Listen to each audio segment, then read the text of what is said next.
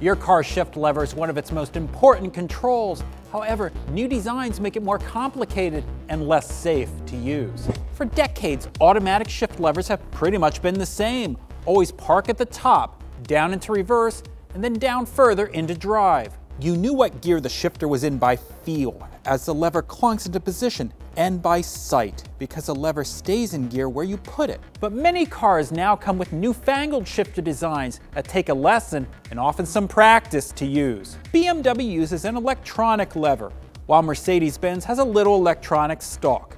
Lincoln gives you push buttons, while Ram and Dodge do a dial. Even some relatively ordinary cars like the Toyota Prius have odd shifters. So why are these so hard to use? Often they change up where the gear positions are, forcing you to unlearn years of muscle memory. Sometimes you get reverse by pushing forward or up from park, rather than the normal backwards or down.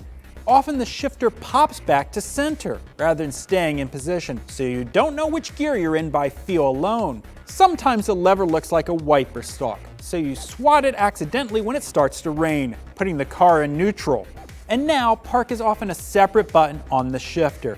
Pushing a dainty button for park is a whole lot different than firmly putting a lever into place.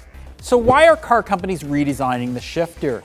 Drivers with weak hand strength, they can find these electronic shifters easier to use. These designs also free up space for more storage and cup holders. These complicated designs even give the control a unique brand identity, sort of a secret handshake to make luxury car buyers feel special. But come on, what's most important is that a shifter is easy and reliable to use. And years of using these shifters have shown that they are more error prone when selecting drive or reverse. That happens to us in everyday life, and it is especially prone to happening in case of an emergency. New technology is fine, but it needs to be done right, it needs to be intuitive, and it needs to be safe.